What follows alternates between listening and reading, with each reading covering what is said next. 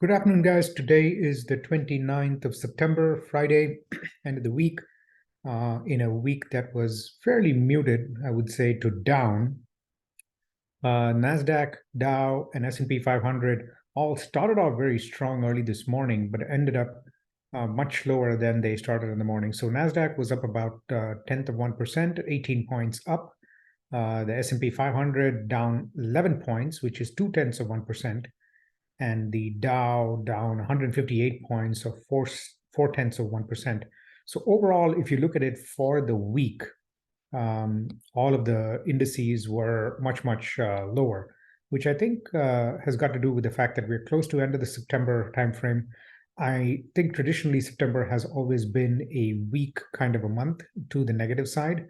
But I think more important, I'm not convinced 100% yet that for the rest of the year, we necessarily need to have something that says by default we're going to go up. So I think I'm still on the fence in that one.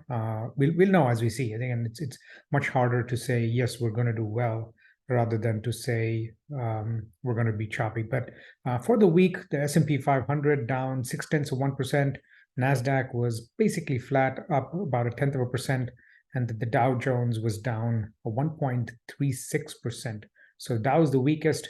Of course, the small cap Russell index was even weaker, down about 1.1%. So let's quickly go through one of the stocks that came on my radar, doing well for the day, up about 4.5%. One of the biggest gainers for the day in the mid cap sector was Bill.com. And we'll go through our 5-step process, starting with fundamentals first. I always like to see if the company is fundamentally a strong company to look at. So the company is about 11 billion in market cap, 11.5 billion in market cap. Volume has been a little bit higher than today, so that's a good sign. When you have a positive move like 4% with a lot of good volume, that usually means there is some sign for it to go better. So start with the income statement. Usually I start on an annualized basis. The company's gone from about $100 million in revenue 2019 to almost $1 billion 2023. Their fiscal calendar ends June, so they just ended their last year, fiscal year, if you will. So 10x growth in revenue. That is tremendous. And they've gone from 60% growth. They've slowed down a little bit, and then they had a phenomenal growth year 2022. And then growth has slowed again in 60 to 64% in 2023. 2024 begins this quarter. So that's a good sign. Growth is good. But if you look at it, this company is not making money. They are losing almost about $200 million on $1 billion of revenue. Gross margins are good in the 80% range because they make about $800 million in gross profit. So that's about 80% gross margins, but negative net margins. On a quarterly basis, let's quickly look at this. It was growing in the 60% last 2 quarters before this one, and then down now below 50%. So growth is definitely slowing again. It actually accelerated a little bit, but if you look at it consistently, growth has been consistently slowing down. So that's a worrying sign, but still 50%, close to 50% growth year on year. That's an incredibly good sign. And the other thing that is good is pre-tax income has gone from $80 million negative on a quarterly basis, increased a little bit to 95 million in the December quarter, and now down to 15 million in the last quarter. So phenomenal job in managing cash, getting to profitability. So if you look at it and project it out for the next couple of quarters out, they should get profitable. And so that's probably the reason why they showed up a little bit on the higher side. But let's now, knowing that companies 80% gross margins, will get to profitability sometime soon. Looking at the valuations, it's a rich company in terms of valuation. 10x, the current valuation is 10x price to sales, 10.4x. So that's rich for a company growing at a little less than 50%. That's a rich valuation. No earnings to speak of, so no PE ratio. So keep that in mind. The company is a little bit rich. So there's probably, when the company is a little bit rich, you have to have very good execution, or there's a lot more risk to the downside. So keep that in mind. Risk to the downside exists. How's the stock performance? Go up to the monthly chart first. Consolidated a little bit to the start, then had a phenomenal run all the way from April. Let's draw that out. April of 20 all the way up until, I would say, in close to October 21. So that was a beautiful run up. And then since then, you could claim it's been in a run down, but they had a little bit of a move up to a failed breakout, if you will. This is a little bit of a breakout from July and August of 22. They tried to break out again and then failed again. So technically, they did have a little bit of a good move there, but this still wasn't a downturn overall. And then since the time frame, April of 23, they've had a very strong move to the up, and now the move to the up has been reversed again. So this is another failed breakout. So keep in mind that their actually breakout has failed, and that's one of the reasons why we should probably think about, okay, there's a little bit more downside provision on this stock. So I'm just going to draw that to show that there's this in the longer term horizon, this looks like it's on a little bit of a downtrend, but we got to keep that in mind. So extremely long view is it's in a little bit of a downtrend. Now, the question is, where does it touch? So let's draw some supports and resistances. This seems like an obvious support resistance area.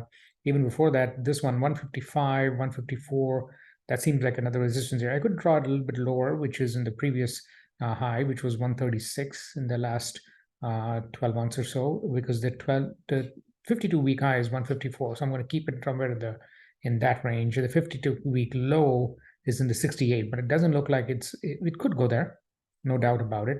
But it seems like even before that, it's got to go through this resistance, which is in the 98 time frame. So I'm going to keep it right there. So where is it on the longer term? Going down, a breakout that has failed. And so you got to keep that in mind. On the longer term time frame, it's still going down a little bit. Going to the daily chart, okay, now you get a little bit of a better picture. I'm going to actually move this resistance a little bit higher. You could get resistances even here, the 144 range, because you see a multiple number of touches. Failed resist breakout here, breakout, try to break out here. Yeah, 130, 148, 140 time frame seems like another good point to keep in mind. And if it had to go to the downside, remember that it could probably go a little bit lower. And then the other logical point seems like this area, given 1, 2, 3, 4 touches, which is in the 83 range. It might still not get that low from the 108, but you never know. It's tested the 69 just in March. So the question is, where does it go from here? So on the daily chart, I don't see any big major patterns.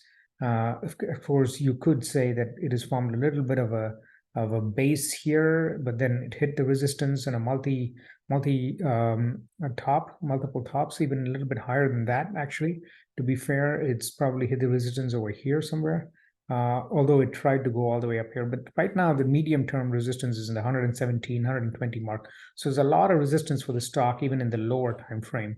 It's gone up on the day 4%, but if you look at it, it's actually been on a downtrend for quite a bit of time. This is the weekly chart. Let's go to the daily chart now.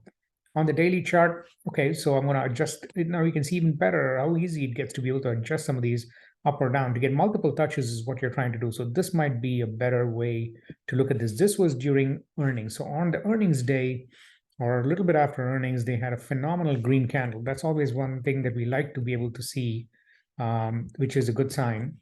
And then why is it that it's doing so well would be another good question. After the earnings, they had a little bit of a flag, a bull flag, if you will, right there. Seemed to do well, actually grew up from there. Here was the resistance that it hit. So let's draw another resistance line right there in the 118, 119. So short term, it has to cross this resistance, which means that right now, there you can see it is gone. Here's another on the daily chart. You can draw this trend area, which has gone down quite a bit, and then it is reversed, which means there's another support for it right over here in the 96, 98 time frame. It was on a downward trend, as you can see from this portion, and then it's still on a downward trend in the very long-term horizon, but it seems to have been turned that around. A couple of days of consistent green candles and moving a little bit more towards the high. So it's got to break through. The first resistance it has to break through, in my mind, is the 113 resistance. There seems to be a lot of traffic over here. So it's still in the supply zone. It has to break through that resistance. If it breaks through that resistance, it's definitely going closer to the 119. How would you play this if you wanted to be able to trade it? You want to move, in terms of trading, the stop loss much, much closer to this time frame where it could possibly touch it again. 103 could be, so it's a $5 down from here, 103. But the portion that it could get to is 113. If it goes past 113 resistance, 119 is where it'll go. So how would you want to play this? buy it at 108, 109 time frame, and if the market moves up, then buy it at the 109. Look for strong move on Monday. It moves to the upside. 108, 109 is where you want to be able to buy it. And then you know the first resistance, sell about 25% at 113, which is this zone. You're going to find a lot of resistance in the 113 zone. And then if you have 50%, 75%, depending on how you want to keep it, 25, 50, 75, some people sell 50% and then keep 50% for the move up to 119. But you know that the support stop loss is in the 103.4 range. So if it hits 103.4, you've lost, get out of the trade. The first stop move up is you want to sell a little bit from the 108 to the 113 range, and then wait for the bigger move from the 113 to the 119 range. Thank you guys for watching it. Hope you enjoyed it. Have a great weekend, everybody.